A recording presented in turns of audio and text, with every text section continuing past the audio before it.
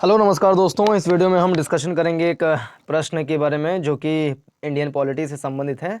संसद में बोलने का अधिकार है ना। ये जीएस पेपर जो 2 है उससे संबंधित है। पहले हम प्रश्न को देख लेते हैं जो इससे संभावित प्रश्न हो सकता है।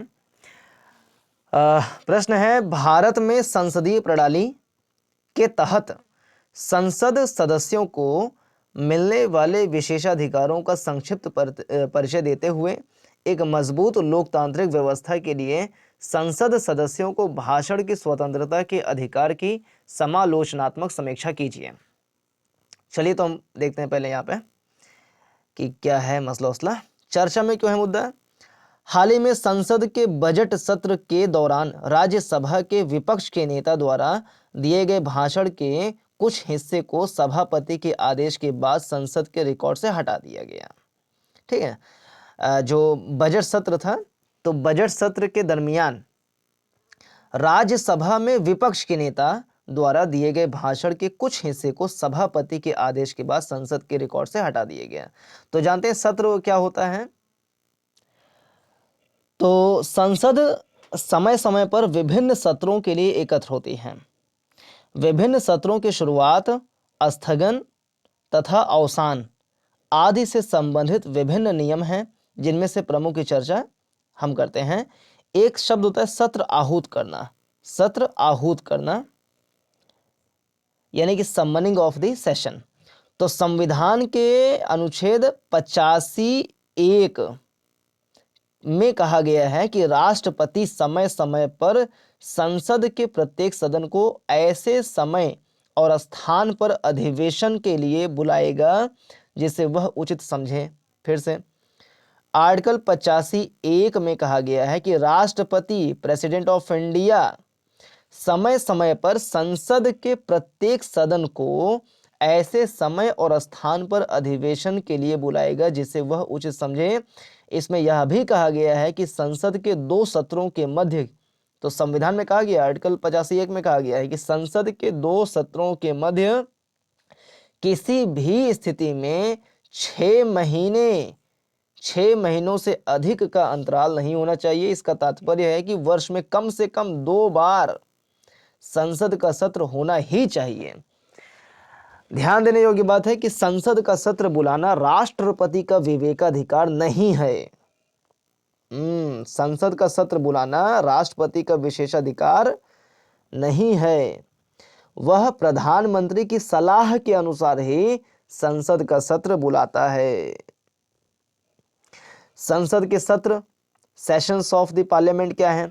तो संसद के सत्र का तात्पर्य प्रथम बैठक से 17वां के बीच की अवधि से है।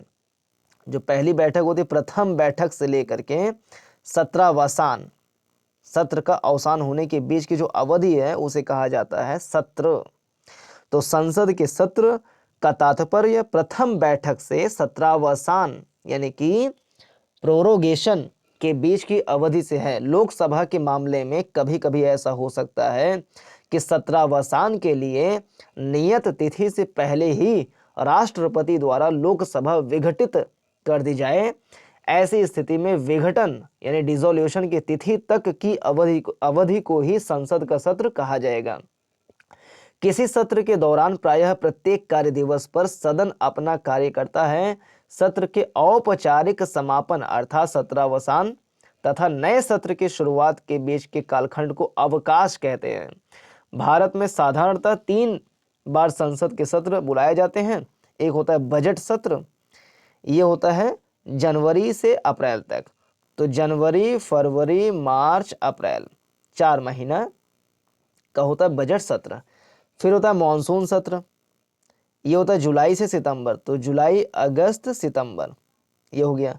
फिर है शीतकालीन सत्र, नवंबर से दिसंबर। तो एक हो गया बजट सत्र,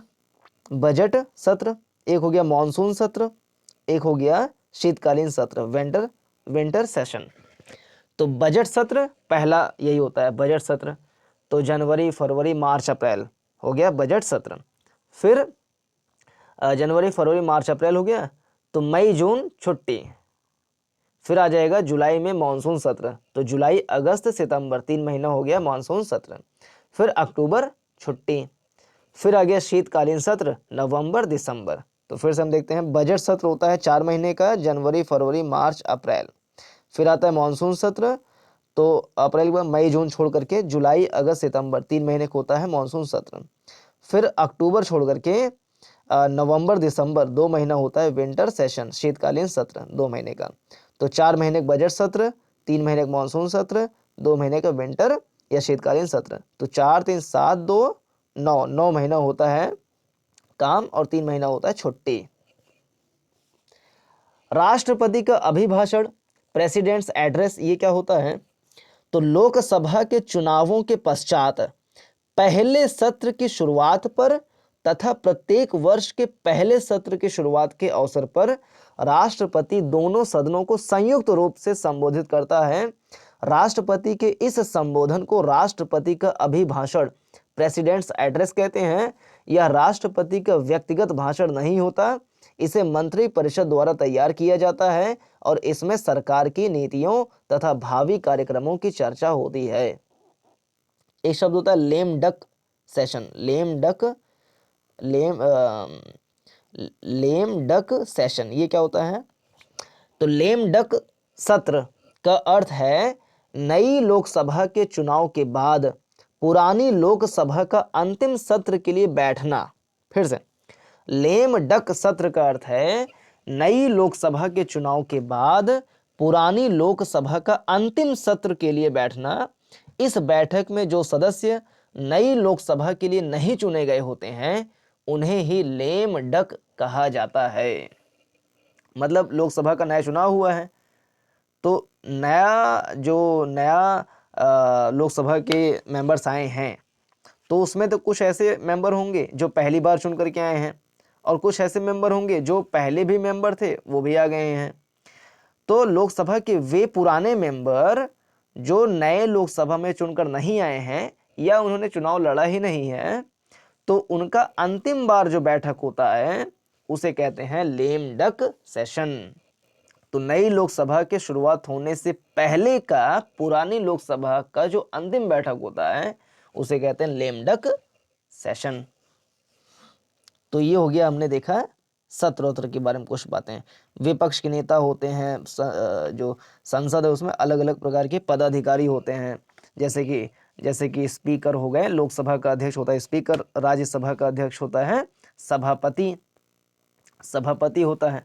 ऐसे यहाँ पे उपाध्यक्ष होते हैं, यहाँ पे उपसभापति होते हैं। तो उनकी क्या क्या चीज़ें हैं उसको भी देख लेते हैं।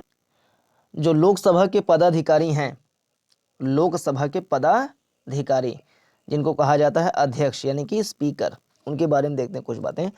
लोकसभा के 2 प्रमुख अधिकारी हैं, एक है अध्यक्ष, एक है उपाध्यक्ष। एक है उपाध्यक्ष।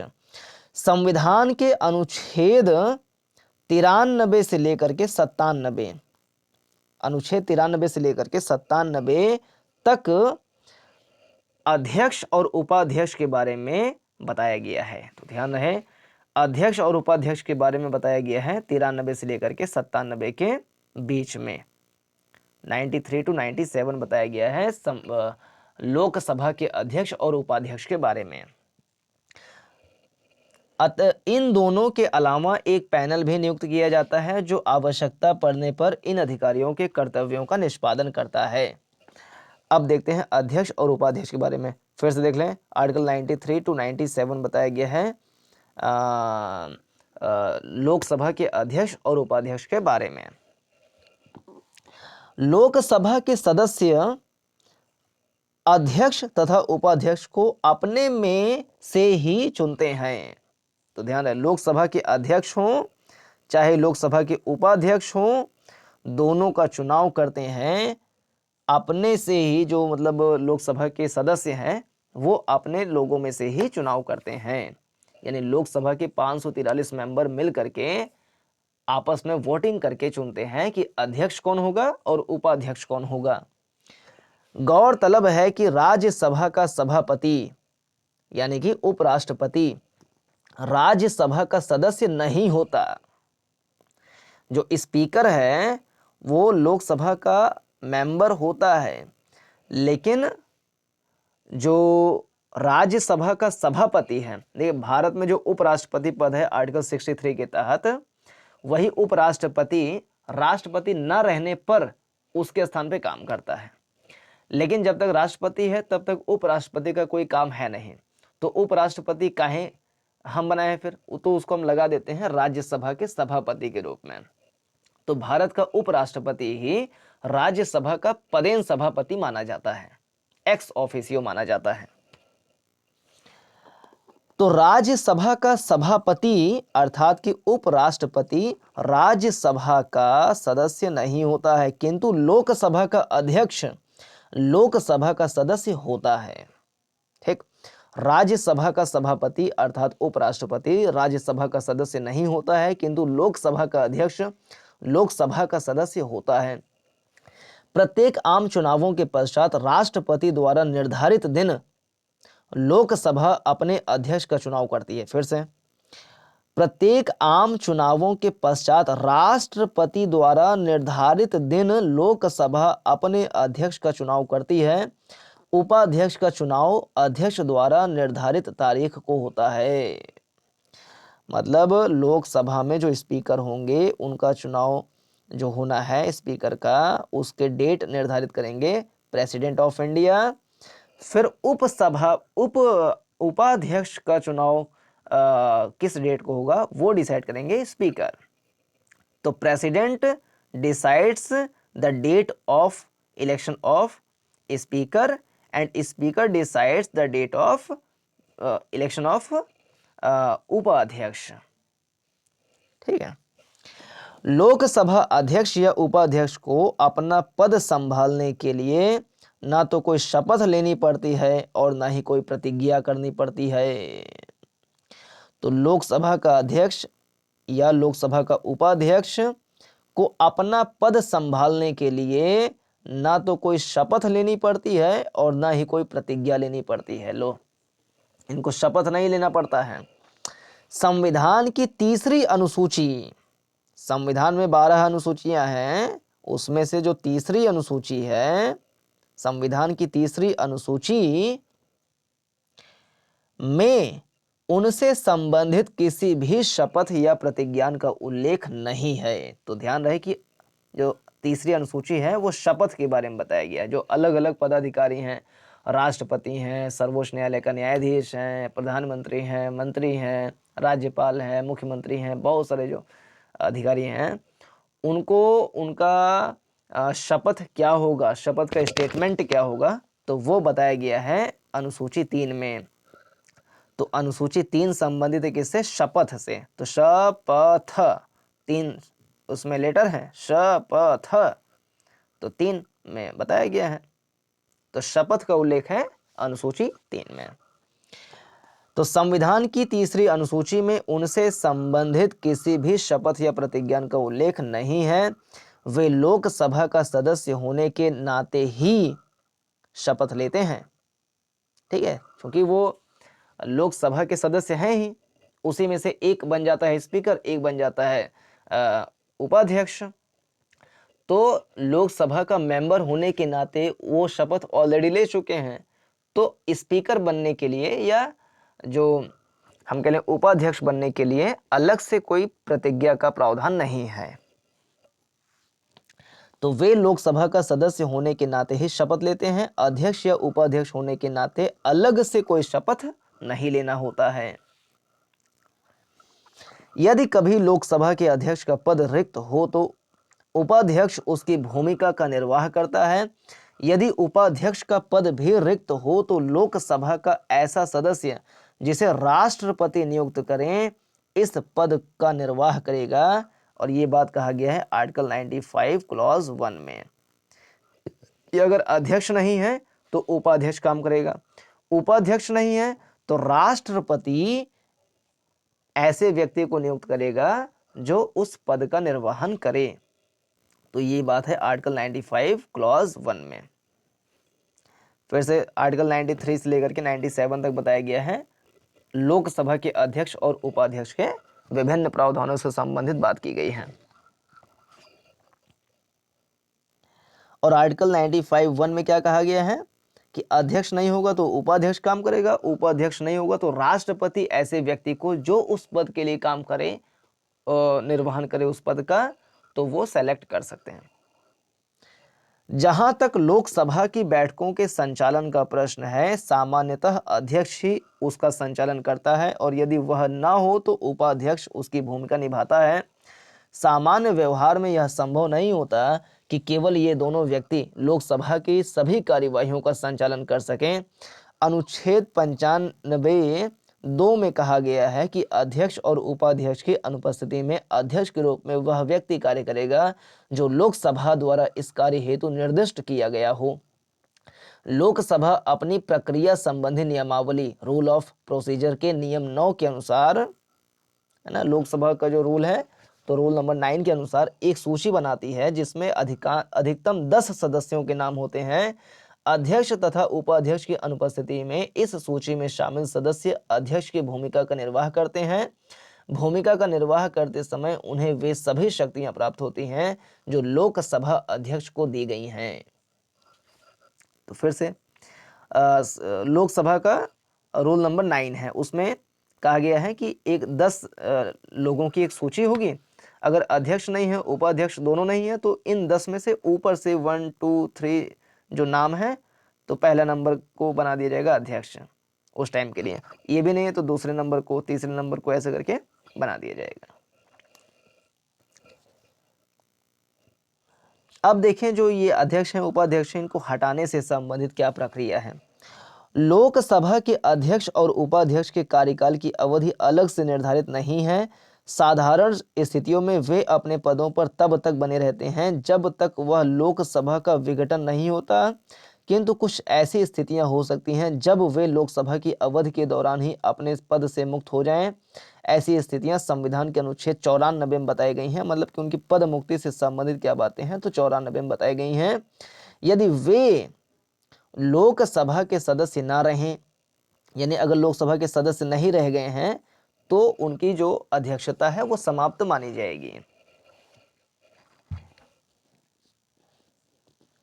और लोकसभा के सदस्य नहीं रहे तो कैसे, जैसे मान लीजिए कि उनका चुनाव हुआ है तो चुनाव अवैध घोषित कर दिया जाए तो वो लोकसभा के मेंबर नहीं रह जाएंगे। तो मेंबर नहीं रहेंगे तो अध्यक्ष कैसे रहेंगे फिर। दूसरा स्थिति क्या हो सकता है कि अपने पद से वो मतलब हट जाएं। यदि वे स्वेच्छा से इस्तीफा दे दें। इस्तीफा देने का तरीका यह है कि अध्यक्ष उपाध्यक्ष को इस्तीफा देता है तथा उपाध्यक्ष अध्यक्ष को संबोधित करके अपना इस्तीफा दे सकता है। तो अध्यक्ष देता है अपना इस्तीफा उपाध्यक्ष को और उपाध्यक्ष अपना इस्तीफा देता है अध्यक्ष को। यदि लोकसभा अपने तत्कालीन समस्त सदस्यों के बहुमत से संकल्प पारित करके उन्हें उनके पद से हटा दे। बहुमत क्या लिखा है, यदि लोकसभा अपने तत्कालीन यानी उस समय जो उपस्थित हैं तत्कालीन समस्त सदस्यों के, मतलब कि पूरा 543, यदि लोकसभा अपने तत्कालीन समस्त सदस्यों के बहुमत से संकल्प रिजोल्यूशन पारित करके उन्हें उनके पद से हटा सकती है। तो पहला तरीका क्या है उनके पद से हटाने का, कि लोकसभा के सदस्य नहीं रहे तो वो अध्यक्ष भी नहीं माने जाएंगे। दूसरा, अगर वो इस्तीफा दे दें अध्यक्ष उपाध्यक्ष को या उपाध्यक्ष अध्यक्ष को इस्तीफा दे दें, रेजिग्नेशन लेटर दे दें, तो माना जाएगा कि वो अपने पद से हट गए हैं। तीसरा तरीका है कि लोकसभा के जो मेंबरान हैं तत्कालीन समस्त सदस्यों के बहुमत से संकल्प अगर पारित कर दे कि इनको हटाओ, तो भी इनको हटना पड़ेगा। इस संबंध में एक नियम यह भी है कि यदि अध्यक्ष या उपाध्यक्ष को हटाने के लिए संकल्प प्रस्तावित किया जाना है तो इस आशय की सूचना कम से कम 14 दिन पहले दी जानी चाहिए। जिस बैठक में अध्यक्ष या उपाध्यक्ष को हटाने के लिए लोकसभा विचार कर रही होती है, उस बैठक में वह पदाधिकारी उपस्थित तो हो सकता है, किंतु पीठासीन अधिकारी प्रिसाइडिंग ऑफिसर के रूप में कार्य नहीं कर सकता। उसे अपना पक्ष रखने, सदन की कार्यवाही में भाग लेने तथा उसे हटाए जाने को लेकर प्रस्तावित संकल्प पर मतदान करने का अधिकार होता है। मतलब उसको हटाया जाए कि नहीं हटाया जाए तो इस बारे में मतदान करने का अधिकार होता है उसके पास। सारा राइट होता है, डेमोक्रेटिक राइट सारे होते हैं। वो आए, अपना पक्ष रखे, सदन की कार्यवाही में भाग ले, सब कुछ करे, अपना मत भी डाले, लेकिन वो अध्यक्ष नहीं रहेगा उस टाइम पर, क्योंकि उसके खिलाफ ही प्रस्ताव लाया गया है, तो वो अध्यक्ष उस टाइम पर नहीं रहेगा। तो उसे अपना पक्ष रखने, संसद की कार्यवाही में भाग लेने तथा उसे हटाए जाने को लेकर प्रस्तावित संकल्प पर मतदान करने का अधिकार होता है, किंतु यदि पक्ष और विपक्ष में बराबर मत पड़ जाएं तो उसे निर्णायक मत देने का वह अधिकार नहीं होता जो पीठासीन अधिकारी के रूप में उसे साधारण बैठकों में प्राप्त होता है। जो साधारण कोई कानून आता है, जैसे मान लो कोई लॉ आया, कोई बिल आया, पास हुआ, बिल के पक्ष में आधे लोग जो है कह रहे हैं नहीं होना चाहिए, आधे लोग कह रहे हैं कि होना चाहिए, यानी कि एकदम बराबर हो गया है। अगर आधे से ज़्यादा लोग पास करें तो माना जाता है पास है, मतलब आधा हो या 2/3 हो, जितना भी रिक्वायरमेंट होता है, अगर एग्जैक्ट उतना ही हो गया है तो पास नहीं हो पा रहा है, तो कास्टिंग वोट जो अध्यक्ष हैं वो डाल सकते हैं। लेकिन अपने ही पद से उनको हटाए जाने से संबंधित जो रिजोल्यूशन लाया गया है लोकसभा में, अगर उसमें इक्वल हो जाता है तो उनके पास कास्टिंग वोट डालने का अधिकार, निर्णायक मत डालने का अधिकार नहीं होता है।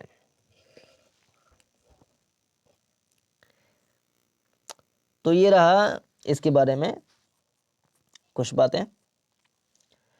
अब प्रमुख बिंदु क्या है, फिर से देख लें इसे। हाल ही में संसद के बजट सत्र के दौरान राज्यसभा के विपक्ष के नेता द्वारा दिए गए भाषण के कुछ हिस्से को सभापति के आदेश के बाद संसद के रिकॉर्ड से हटा दिया गया। प्रमुख बिंदु, संसद में चर्चा के दौरान सदन के रिकॉर्ड से कुछ शब्दों, वाक्यों या भाषण के अंशों को निर्धारित नियमों के अनुरूप हटाए जाने का प्रावधान किया गया है। फिर से, संसद में चर्चा के दौरान सदन के रिकॉर्ड से कुछ शब्दों, वाक्यों या भाषण के अंशों को निर्धारित नियमों के अनुरूप हटाए जाने का प्रावधान किया गया है। सदन में चर्चा या कार्यवाही किसी भी भाग को, सदन में चर्चा या कार्यवाही के किसी भी भाग को रिकॉर्ड से हटाए जाने के संबंध में अंतिम निर्णय लेने का अधिकार सभा के पीठासीन अधिकारी के पास होता है कि कौन सा शब्द डाला जाए, कौन सा शब्द नहीं डाला जाए, कौन सा वाक्य या भाषण का कौन सा अंश हटा दिया जाए, इसका अधिकार होता है पीठासीन अधिकारी के पास। संसद में बोलने की स्वतंत्रता एवं इसकी सीमा। भारतीय संविधान का अनुच्छेद 105 संसद के सदस्यों द्वारा कहे गए शब्दों और सदन में किए गए मतदान को कानूनी कार्यवाही से संरक्षण प्रदान करता है। फिर से, भारतीय संविधान का अनुच्छेद 105 संसद के सदस्यों द्वारा कहे गए शब्दों और सदन में किए गए मतदान को कानूनी कार्यवाही से संरक्षण प्रदान करता है। मतलब सांसद जो है वो कुछ भी कह सकते हैं, संसद में अपनी बातों को रख सकते हैं और मतदान कर सकते हैं, उसके लिए उनके ऊपर कोई कानूनी कार्यवाही नहीं किया जाएगा। तो इस बात से संरक्षण है, इसी को तो कहा जाता है विशेषाधिकार, स्पेशल प्रिविलेजेस।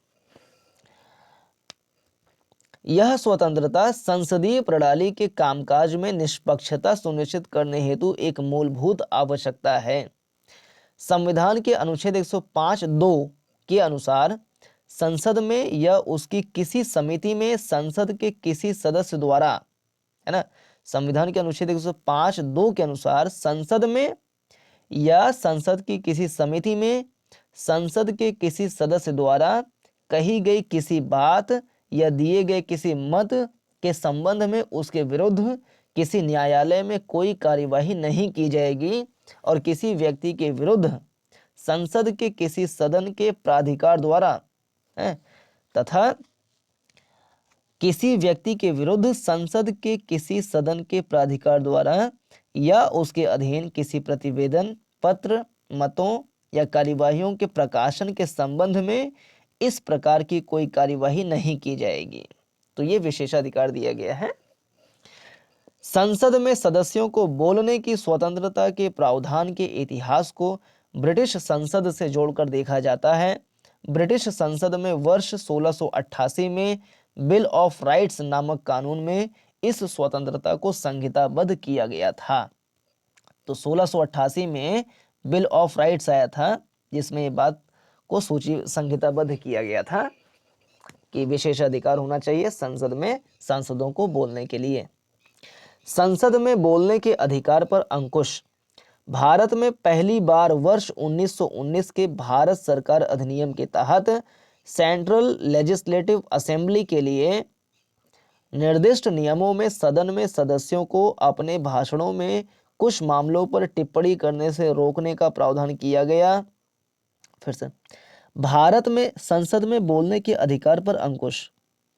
भारत में पहली बार वर्ष 1919 के भारत सरकार अधिनियम के तहत सेंट्रल लेजिस्लेटिव असेंबली के लिए निर्दिष्ट नियमों में सदन में सदस्यों को अपने भाषणों में कुछ मामलों पर टिप्पणी करने से रोकने का प्रावधान किया गया।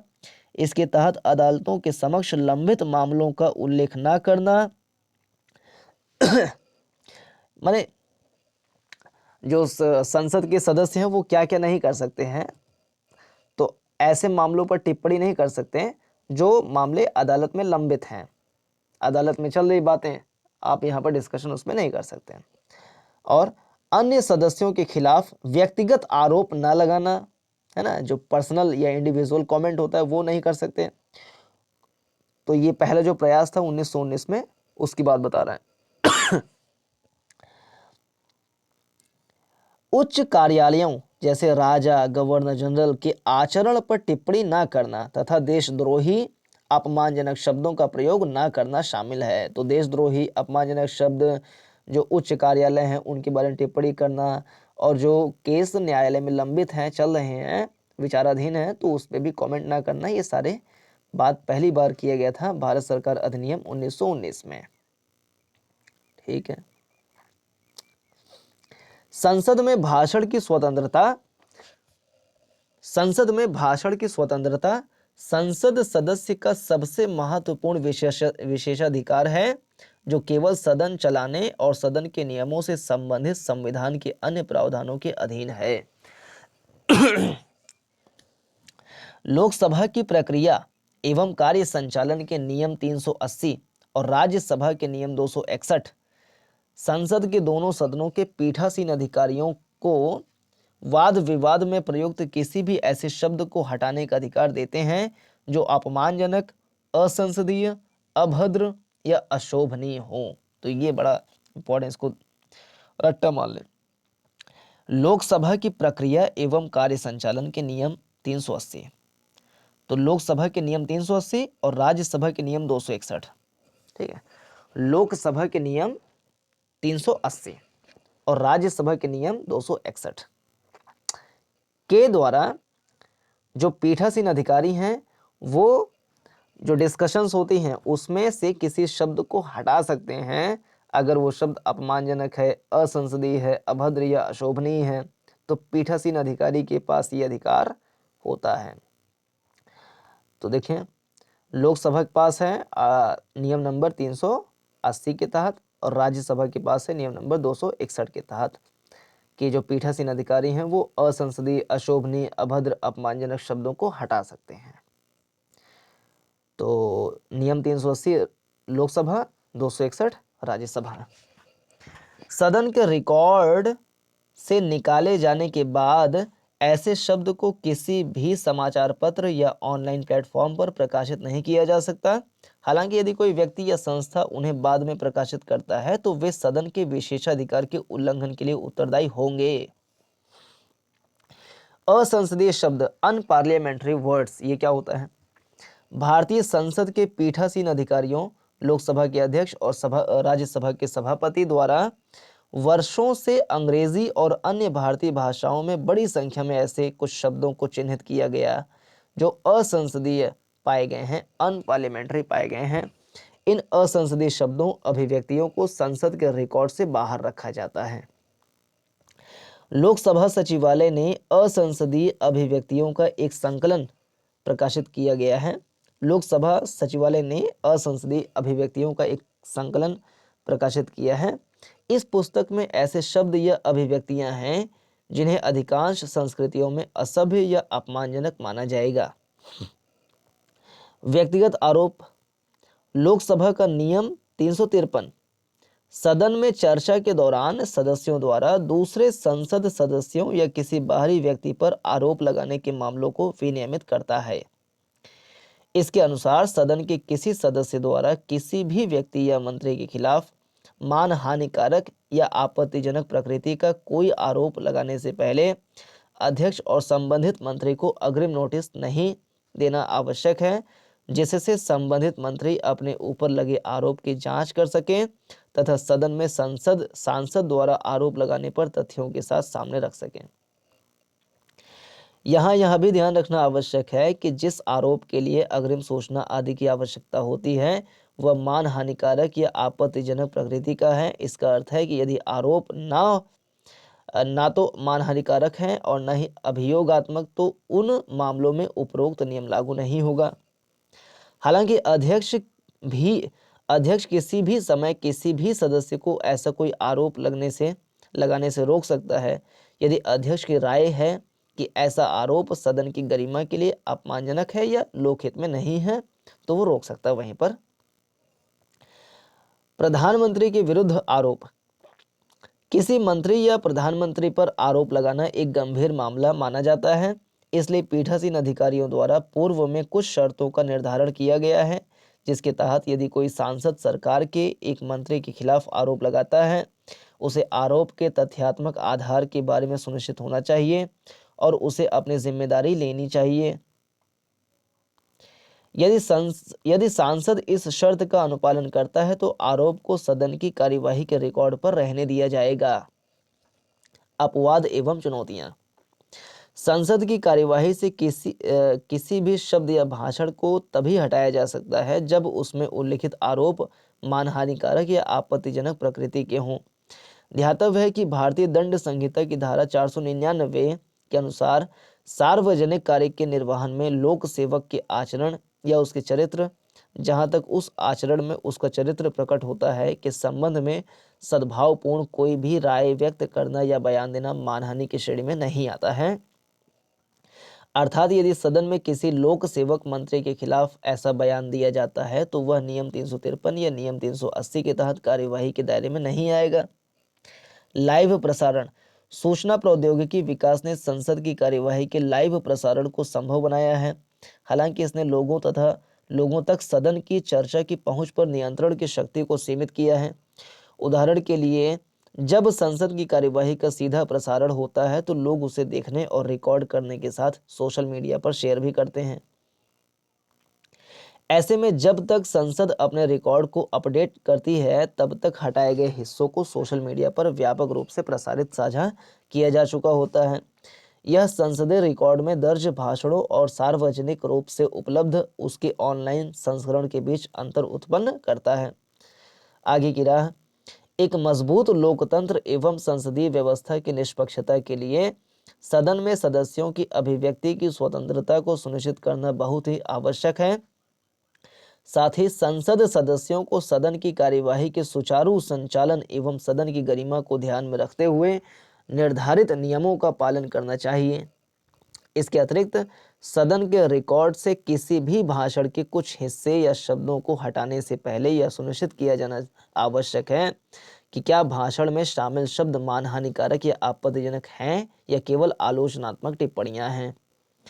तो फिर से इसमें देख लें कुछ चीज़ें। उसकी लोकसभा का नियम नंबर 380 है और राज्यसभा का नियम नंबर 261 है। इसके तहत जो पीठासीन अधिकारी हैं वो किसी ऐसे शब्द जो अभद्र हैं, अशोभनीय हैं, आपत्तिजनक हैं और मतलब मानहानिकारक हैं, उनको हटवा सकते हैं। और दूसरी बात ध्यान रहे कि 1919 के भारत सरकार अधिनियम जो है उसमें पहली बार ये प्रयास किया गया था कि जो असंसदीय शब्द हैं उनका प्रयोग ना किया जाए और कोई ऐसा बात ना किया जाए जो कोर्ट में पेंडिंग है या जो अपने उच्च पद हैं उससे संबंधित टिप्पणियां ना की जाएं। इसके अलावा और क्या बातें थी, किसी सांसद के ऊपर व्यक्तिगत टिप्पणियां ना की जाएं। ये सारी बातें पहली बार प्रयास किया गया था उसमें ना। यहाँ पे जैसे हैं, हाँ, व्यक्तिगत आरोप न लगाया जाए, अदालत के समक्ष लंबित मामलों पर उल्लेख न किया जाए, उच्च कार्यालयों पर टिप्पणियां न की जाएं, देशद्रोही अपमानजनक शब्दों का प्रयोग ना किया जाए। तो ये सारे प्रयास पहले भी 1919 के क्या है वो भारत सरकार अधिनियम 1919 का भारत सरकार अधिनियम में ये सारे प्रयास किए गए थे, बहुत आज़ादी के पहले ही। और व्यक्तिगत आरोप संबंधी जो बात है वो नियम नंबर 353 है। लोकसभा का नियम 353 सदन में चर्चा के दौरान सदस्यों द्वारा दूसरे संसद सदस्यों या किसी बाहरी व्यक्ति पर आरोप लगाने के मामलों को विनियमित करता है। नियम 353। तो तीन बातें, एक है नियम 380 और राज्यसभा के लिए सेम पैरेलली 261। तो ये है कि पीठासीन अधिकारी किसी ऐसे शब्द या वाक्य या भाषण के अंश को हटा सकता है अगर वो अपमानजनक, अशोभनीय, अभद्र, आपत्तिजनक हो तो। और लोकसभा का नियम 353 है जो व्यक्तिगत टिप्पणियां पर रेगुलेशन करता है। तो अब ये जो प्रश्न है इसको हम आंसर राइटिंग करेंगे। तो पूरा देखने के लिए धन्यवाद। नमस्कार, जय हिंद।